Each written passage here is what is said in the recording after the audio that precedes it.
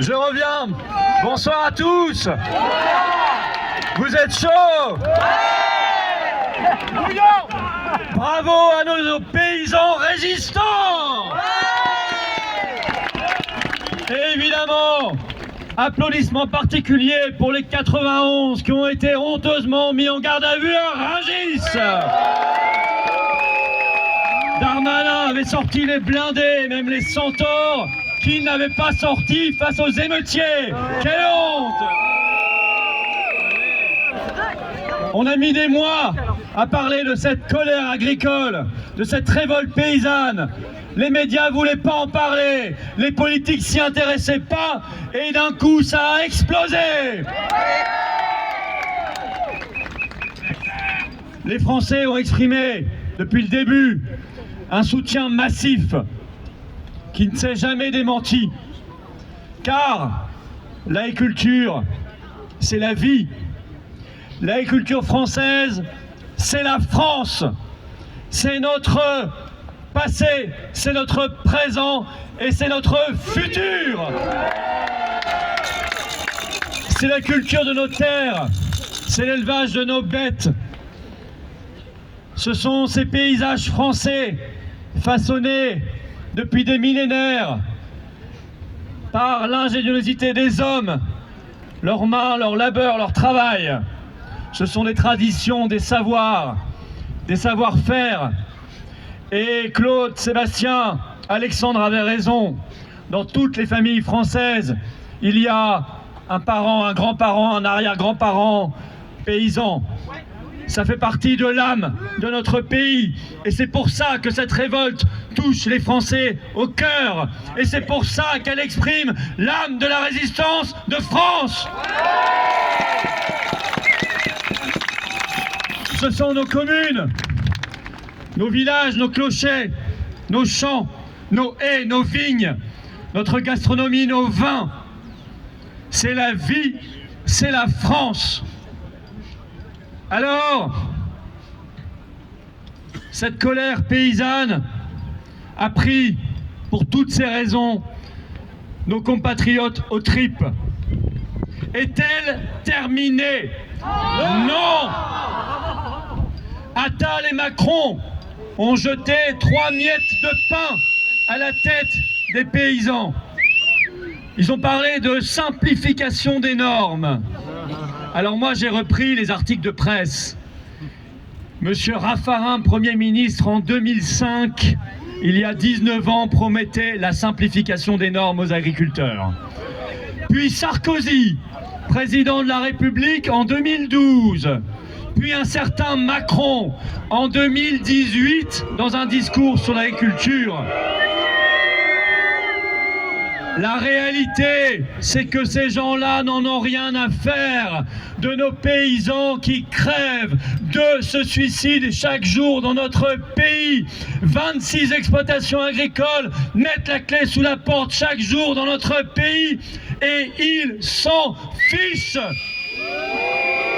La réalité, c'est que tous ces problèmes, en réalité, sont gérés et créés par l'Union européenne. D'ailleurs, on en parlait à l'instant, les paysans ne s'y trompent pas. L'autre jour, 1000 tracteurs belges sont venus envahir Bruxelles et ils ne se sont pas trompés de cible, ils sont allés envahir, bloquer les institutions européennes, le Parlement européen des corrompus et la Commission européenne d'Ursula von der Leyen.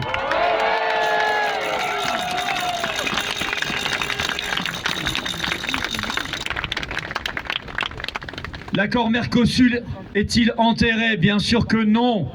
D'ailleurs là-dessus, Macron a menti comme un arracheur de dents. Et encore, j'ai plus de respect pour nos amis dentistes que pour Macron. Je les crois bien moins menteurs. Et les autres accords de libre-échange, cette année, la Nouvelle-Zélande, Kenya, Chili qu'ils ont voté en pleine révolte paysanne. Et ceux qui sont à venir, là, dont ils ont commencé les négociations, Inde, Australie, est-ce que tout ça c'est fini? Bien sûr que non. Bien sûr que non. Ils mentent et ils mentiront. Et les agriculteurs de France et les Français ne sont pas dupes. Il faut des protections. Il faut du patriotisme agricole, alimentaire. Il faut des droits de douane quand c'est nécessaire. Mais vous savez, tout cela, c'est ce que fait la Suisse, par exemple, avec succès. Et tout ça, c'est interdit par l'Union européenne. Alors moi, je veux bien qu'on tourne autour du pot, qu'on se promette des choses invraisemblables et qu'on entend depuis des années et des décennies. On va changer tout ça, on fera une autre PAC, on va enlever l'agriculture des accords de libre-échange, on fera l'exception agricole, a dit le petit Attal.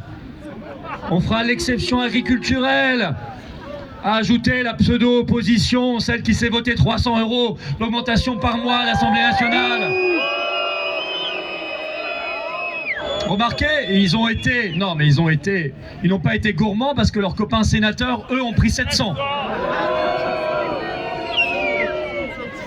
Non, arrêtons de tourner autour du pot. Ça vous a été dit par les agriculteurs résistants cet après-midi. La seule et unique solution, la seule et unique issue, c'est de quitter l'Union européenne par le Frexit. Frexit, Frexit, Frexit, Frexit, Frexit, Frexit. On parle soi-disant de l'argent de la PAC. Et la bonne blague, cette PAC qui impose des normes, des contrôles, de la surveillance, invraisemblable, insupportable. Ce serait l'argent européen.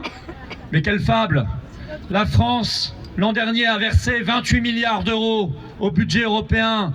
Elle en a récupéré 13, dont 9 pour la PAC. Alors, vous savez compter comme moi, 28 moins 13, ça fait 15. On a paumé 15 milliards d'euros. Ben, on sait où ils sont, vous me direz. Ils sont allés dans le salaire d'Ursula, qui s'est augmenté de 12%, et ils sont allés chez Zelensky, qui va récupérer 50 milliards en 4 ans. L'Union européenne parlerait d'écologie.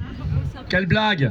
Écologie en allant chercher des produits à 17 000 km, du lait en Nouvelle-Zélande, en allant chercher des bœufs au Canada, du poulet au Brésil. Vous parlez d'une forme d'écologie. Plus de bateaux sur les océans, plus de camions sur les routes, c'est ultra pollueur. Aller chercher dans des pays où il n'y a aucune norme, rien. Ce que fait l'Union européenne, ces normes, ces taxes carbone, c'est de l'escrologie. Ça n'est pas l'écologie, c'est la soumission à l'agrochimie. De toute façon, Pfizer ou Bayer Monsanto, peu importe, Ursula prend tout. Elle accepte tout, tant que ça paye bien. La réalité, c'est que l'Union européenne veut la mort de l'agriculture française. Elle veut que les paysans crèvent, et elle y arrive plutôt bien.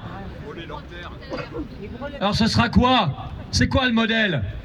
Du poulet chloré brésilien dans notre assiette, ou du bœuf aux hormones canadien, ou du lait néo-zélandais, ou quelques insectes et quelques larves, ou effectivement de la viande de synthèse sortie des laboratoires de Bill Gates, achetée grâce à votre euro numérique en montrant le QR code de votre passe carbone relié à votre identité numérique.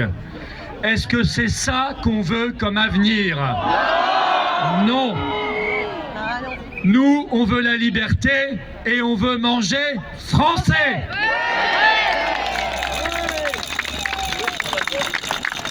On veut connaître la provenance. Et évidemment, dès maintenant, on doit tout faire. Quand on fait des achats, il y a 2 actes de résistance possibles d'ores et déjà. 1, on essaie d'acheter français. 2, on paye avec de l'argent liquide. Les paysans veulent juste vivre de leur boulot. C'est quand même pas compliqué à comprendre. Ils le disent, ils le crient et ils vont le crier, je crois, de plus en plus fort. Pouvoir évidemment transmettre et rester propriétaire. Parce que ça, c'est un drame en silence. On leur pique leurs biens. Compte de la dette des grandes multinationales, celle de M. Rousseau. Vous me direz, on est gâté avec les Rousseau en France, hein, entre Sandrine, Aurélien et celui-là, là, Arnaud. Dès qu'il y a un Rousseau en France, en politique ou dans le syndicalisme, il faut fuir très loin. Hein. En tout cas, on leur pique leurs maisons, leurs biens et leurs terres. Et ça, c'est une catastrophe, mais ça fera plaisir à monsieur Schwab, qui a dit « Vous ne posséderez plus rien et vous serez très heureux ». Non, on ne sera pas très heureux, on n'en veut pas. Il faudrait beaucoup plus de monde dans nos campagnes pour réaménager notre territoire, pour redonner des perspectives, un avenir, une confiance, une espérance. Non, ça n'est pas fini. La FNSEA n'a pas été à l'origine du mouvement. Elle a couru après quand elle a vu que ça prenait de l'importance. Et donc, elle ne sera pas à l'origine de la fin du mouvement. Au contraire, la FNSEA, dans cet épisode, va laisser des plumes. Elle a été démasquée. On a vu l'escroquerie.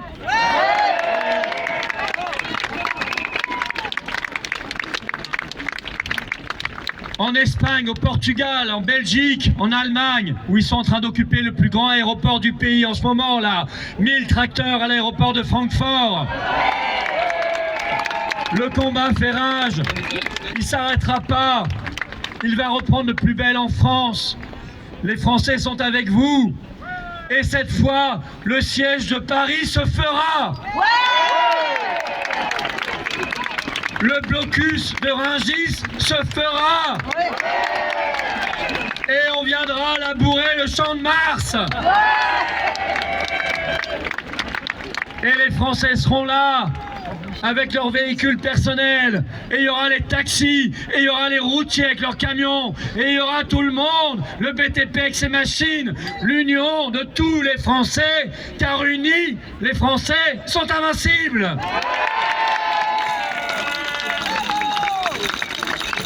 Le ras-le-bol est général et on a tous le même but. On veut reprendre le contrôle de notre vie et le contrôle de notre France. C'est ça l'objectif. Alors ça s'appelle dégager la Macronie et détruire l'Union européenne. Brexit. Brexit. Brexit.